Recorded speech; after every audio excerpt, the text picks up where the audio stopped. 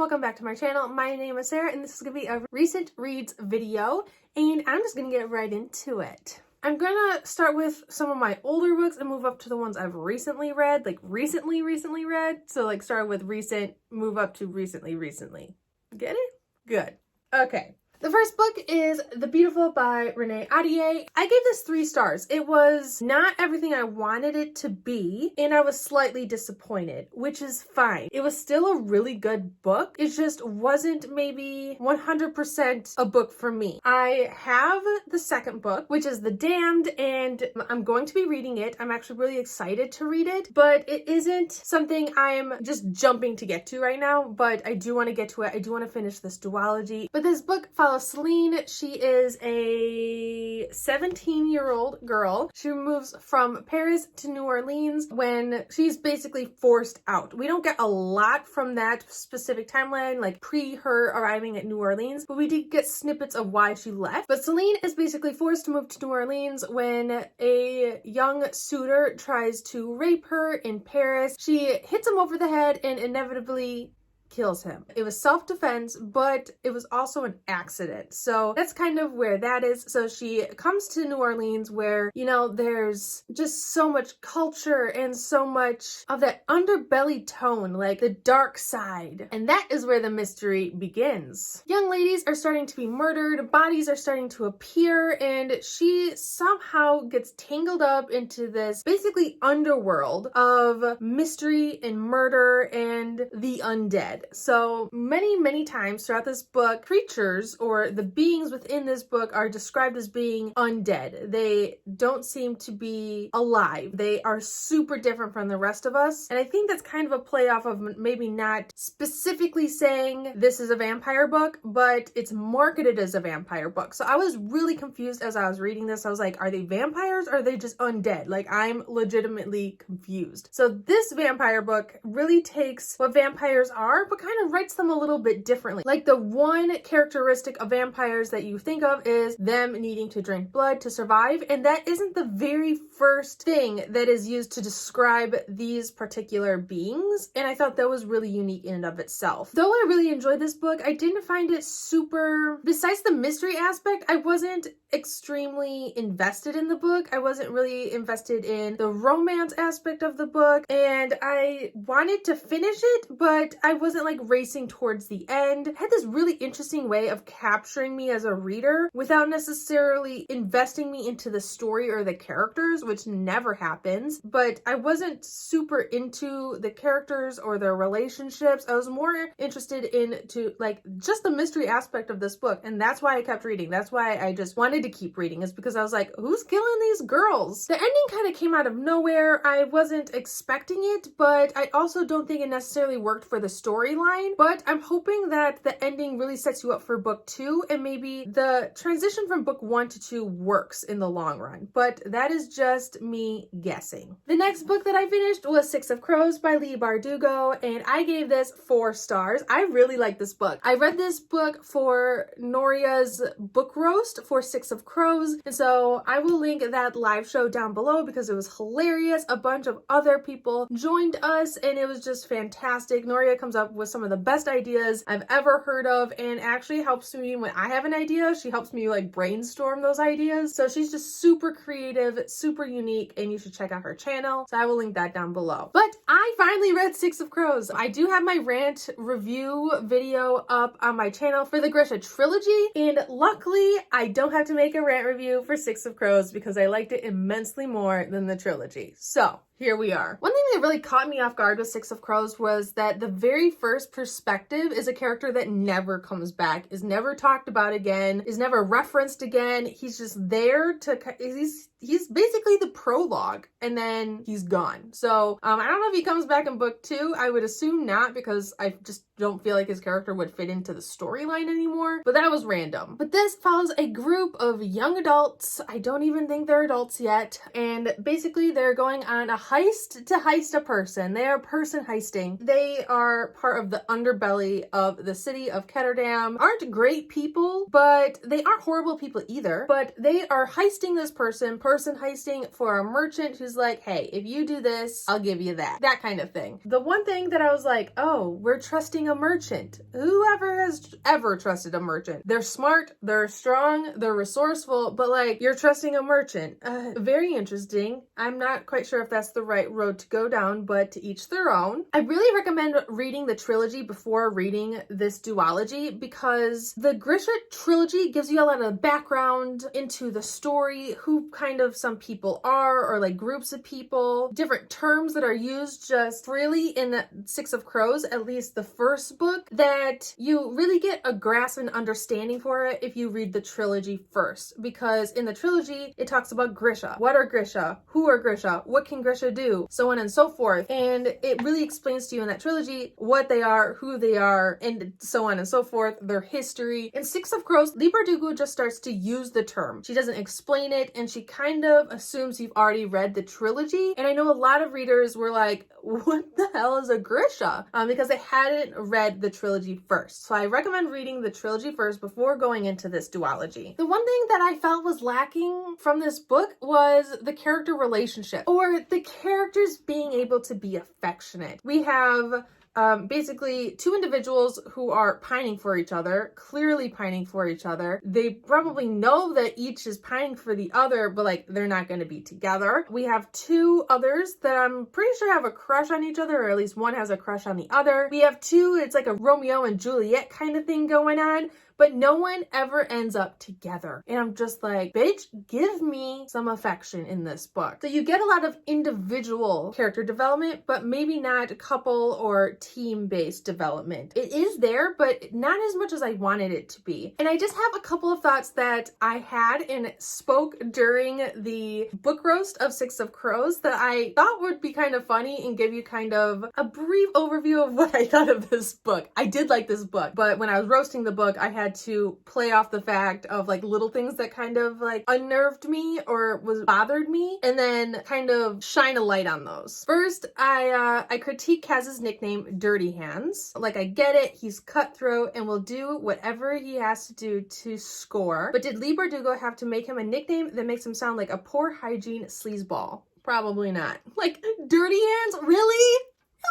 The character who disappears from the storyline entirely, I'm convinced is because he tried to describe the color of his crush's eyes as the color of tree bark. No wonder he was kicked out of the plot. Poor Juiced. Is that even his name? Don't know. Don't care. I did talk about the flashbacks in this story, which I actually really liked. I don't usually like a lot of flashbacks, but the flashbacks, there was never a flashback in this story that didn't add to the plot itself, which is rare. A lot of books and authors that try to utilize the flashback aspect of books, they fail. And you just get a bunch of really, it's not important information. It's almost nonsense. But to wrap it all up, I thought it was a good book. I really enjoyed it. There was a lot of humor where I wasn't expecting it to be, but we do have Kaz, our thinks 5-step ahead, genius planner, dirty-handed gangster, trusting a merch and then being surprised when, you guessed it, things go wrong. I mean, would there be a plot of the book if something didn't go wrong? Not gonna tell you what goes wrong, but like the fact that the entire like Six of Crows was surprised when things went wrong, I was like, I thought you were supposed to be smart.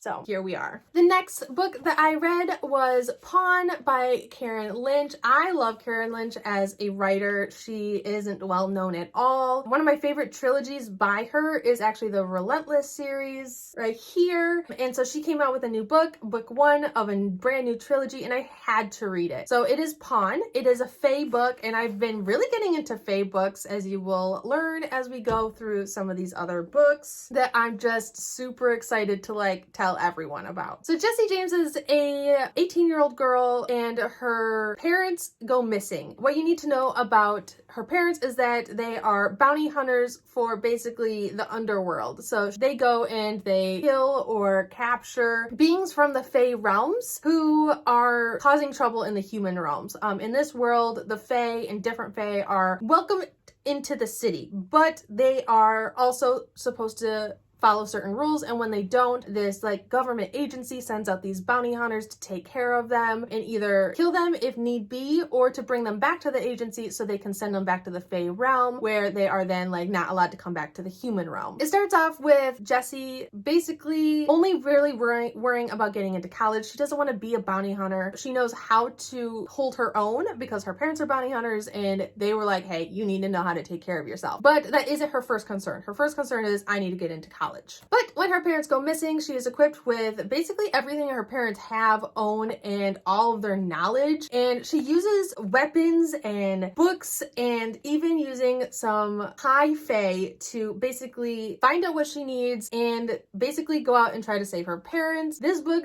didn't follow a lot of the usual tropes. Like every time I was like, oh, this is gonna happen, something else happened. I was like, whoa, I love this. I love this so much. And so I gave this 5 stars. It wasn't perfect, and it was almost, I may have given it 4 stars. I can't remember, but it was just so good. I loved it so much. There is a hint at a romance, like it's blossoming, but it didn't take the turn that it usually takes in like young adult or new adult, because she is 18, so it's like new-ish adult. I don't actually know what age group this is. It's YA on the verge of new adult, maybe transitioning. But Jessie she's walking a tightrope. She is on the line.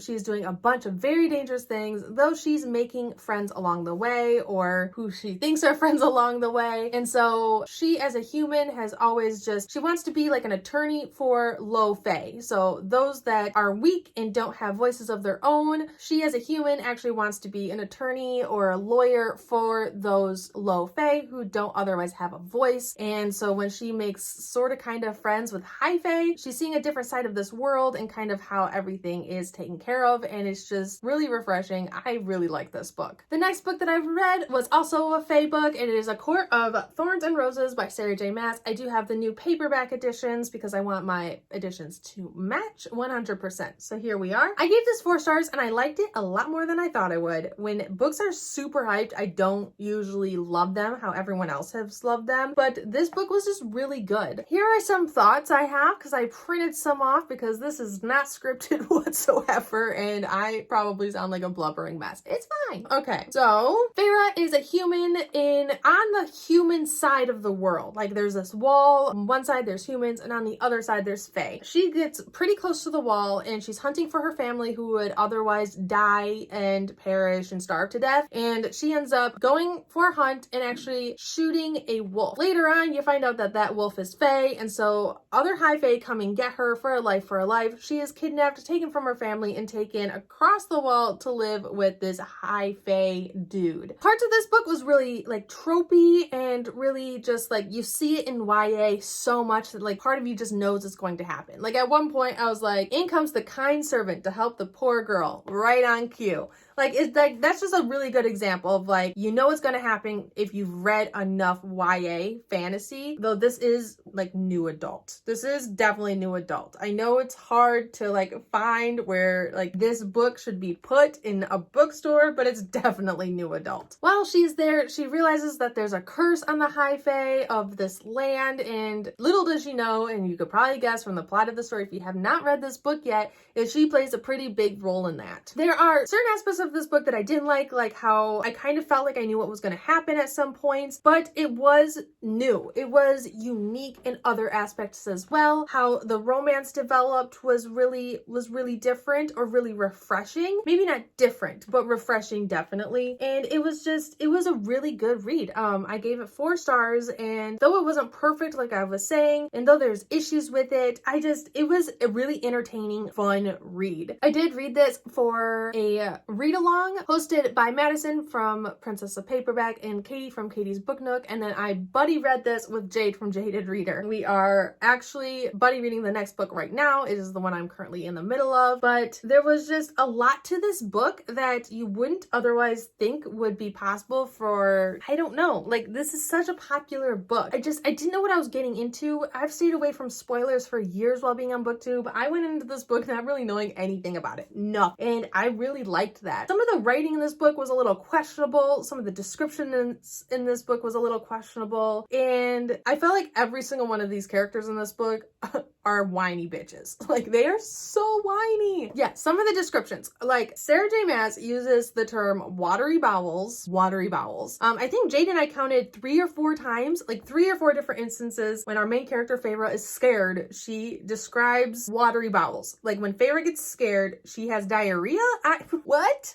So that was like, can we describe that as something else? There is also a sex scene in this book. It's relatively, I don't want to say graphic. It is described, which is fine. I don't have a problem with that. But it didn't sound like it was enjoyable. Like, it is described as being shattered or fractured. And I'm like, is Feyre okay? Is she gonna live through this? Like, is she enjoying herself? It sounds extremely painful and not enjoyable at all. Like, are her bones literally breaking at this point? And so there was just a couple different instances in the description part of this book where I was like, what's going on? And then one other thing that was a little questionable in this book was things being on the verge of not being consensual. So we have Feyre, who, I mean, there is a scene in this book where Tamlin, the High Fae, is like, you know what, tonight I'm not gonna be able to control myself, so you better stay in your room because I don't want things to happen, because I could honestly devour you if I really wanted to. And they're not, like, they expect Feyre to follow certain rules without explaining it to her and then saying, well, if you don't follow the rules, what happens to you happens to you. It's like, no.